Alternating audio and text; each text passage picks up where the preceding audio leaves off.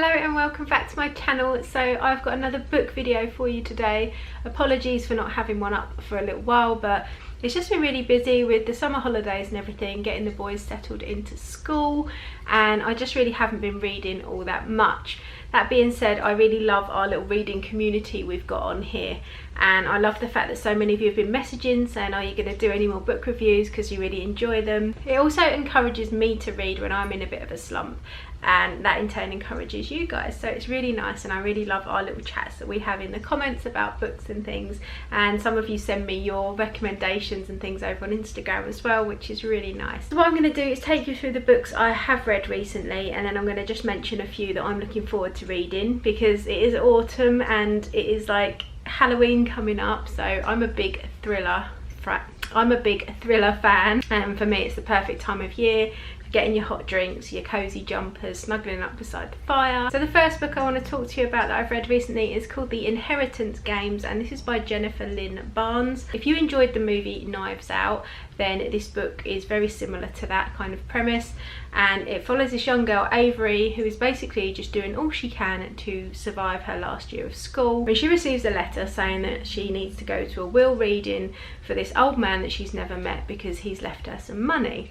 So she goes along to this massive mansion house and listens to the will reading, and it turns out that this guy she's never met before has left her his entire fortune, which is billions. The only clause is that she has to move into this mansion and stay there for at least a year. The problem with that is that he disinherited the rest of his family, or left them hardly anything.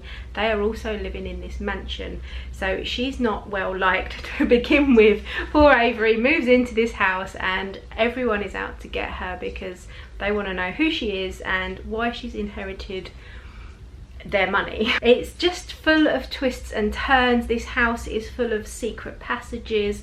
There's loads of puzzles and twists along the way. The coffee is really hot and it's burning my hand. There's so many riddles and puzzles that Avery needs to work through to try and find out why this guy left her all this money. And it was just such a good book. It was really riveting, like it just kept me engaged. I read it in about, I think it was 2 days. Just kept me engaged the whole time, and so much so that as soon as I finished it, I actually went and bought the sequel, which has just been released, and that is called the Hawthorne Legacy. It just carries on the story of Avery trying to find out why Tobias Hawthorne left her this money. But things get a little bit more sinister, and the attempts at getting Avery out of the way are kind of bumped up a notch, and her safety is in danger. We get introduced more characters, there's more sinister subplots going on, there's more riddles and clues, there's also some kind of relationship issues going on as she starts to form relationships with the people in the house, and certain family members are keen on her and some are not so much. So yeah, it's a really good read. I recommend both of them. So that is The Inheritance Games and the sequel to that, which is the Hawthorne Legacy, and those are both by Jennifer Lynn Barnes. So the next story I read, and I say story because it was a short story and I don't really read short stories, but I saw it recommended and I thought I'd give it a go. It was actually first published in 1892 in a magazine, and it's called The Yellow Wallpaper. You may have even heard of it because it's really widely studied in universities, in like literature, and I just came across it on my Libby app and thought I'd give it a go. I think it's 20 pages long or something, and it follows a woman's story back in obviously 1892, where this lady has just given birth. Her husband is a physician, and she's basically suffering what we would now know is postnatal depression. Obviously back then it was just seen as something that you needed to pull yourself together and get over. Depression wasn't recognised at all, so her husband says that the only thing that she should do is be locked in this room for months on end just to get better. No work, no fresh air, no going outside, no visitors. So this woman's husband shuts her in this room, and all she's got to do each day is stare at the yellow wallpaper, and day after day she just starts to find that she starts to think that there are people in the wallpaper and it's moving and it's talking to her, and you can see looking from the outside in that she's just suffering from depression, but being locked in this room is not helping her. So I'll be interested to know if any of you have read it before or if you have studied it or anything. I just found it a really interesting, like, classic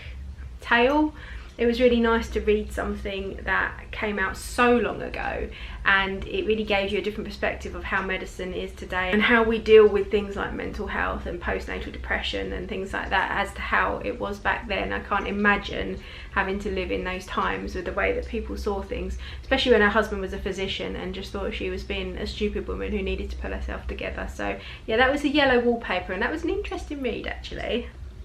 The next book I want to talk about is called The Silent Patient, and that is by Alex Michaelides, I believe it is. I'm not 100% sure how to pronounce his name. So this book follows a woman who basically shot her husband in the face 5 times and then went silent and wouldn't talk.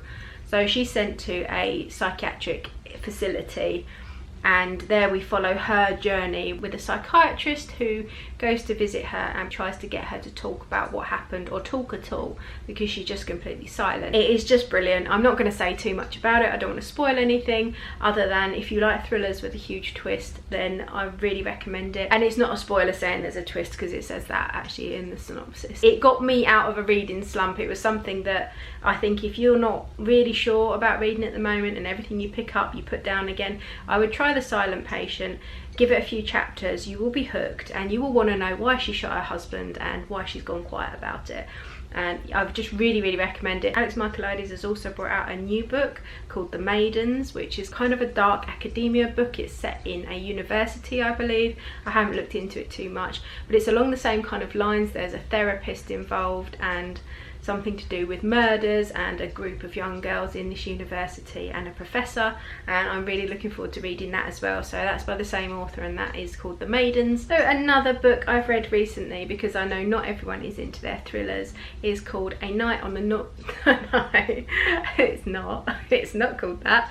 A Night on the Orient Express, and that's by Veronica Henry.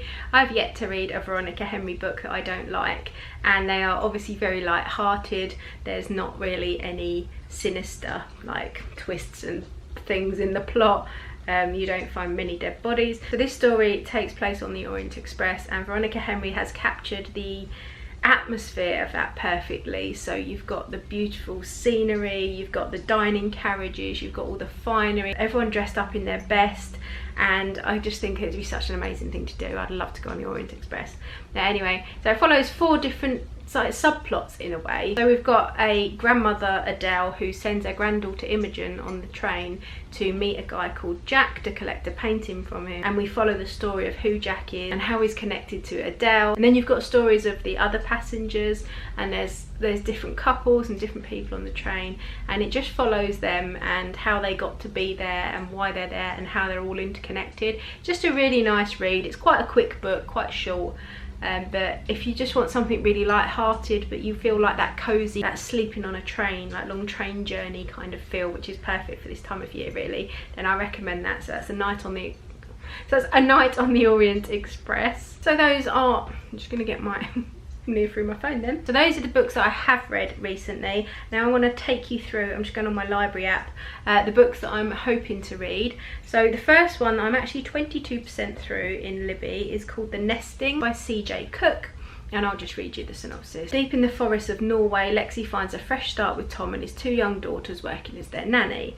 The darkness creeps closer, but Lexi is telling lies, and she's not the only one. This family has a history and this place has a past. Something was destroyed to build this house, and in the dark woods a menacing presence lurks. This has been likened to Ruth Ware's Turn of the Key, which is kind of a bit like The Haunting of Bly Manor, and it follows that same kind of theme of nanny goes to a house that may or may not be haunted to look after some children that may or may not be demonic, and most children are really, aren't they?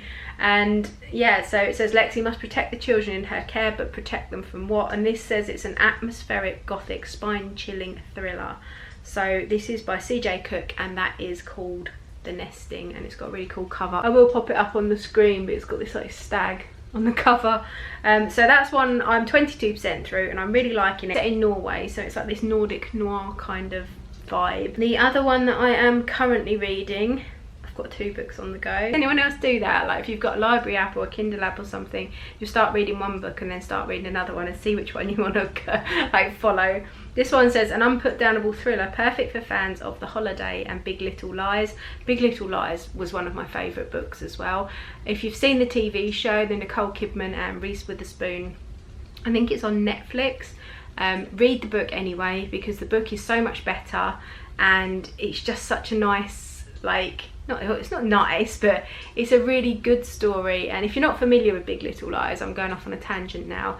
It follows a group of school mums that it kind of works backwards. They attend this school gala and somebody ends up dead, and then we get the backstory leading up to what happened, and we try and work out why, you know, who done it, basically, why this person ended up dead and who was it, why are they covering up the secret. So I really recommend Big Little Lies, and if you haven't seen it on Netflix either, it's a really, really good series.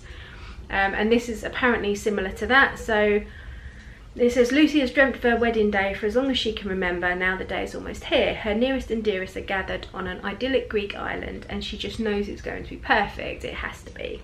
But even the best laid plans can go horribly wrong. Why are her parents behaving so strangely?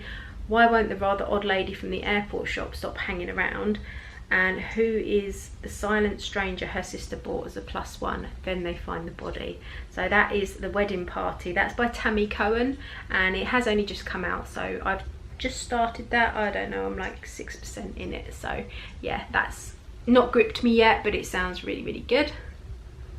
So I've got a list, probably as long as my arm, of books that I want to read. So I'm not going to go through like the synopsis of every single one, but I will just give you a quick run through some others that are on my list. So there is The Familiars by Stacey Halls. That's kind of like got witchy vibes. You know, it's coming up to Halloween and I love proper Salem witch stories. So if you've got any recommendations for any books, The Year of the Witching by Alexis Henderson was one of my favourite reads ever. Like, I absolutely love that book. Really witchy, really old Salem kind of old style witches, you know, not like Sabrina the Teenage Witch. The nesting, we've got The Wedding Party. I've got We Were Liars by E. Lockhart. They Both Die at the End by Adam Silvera.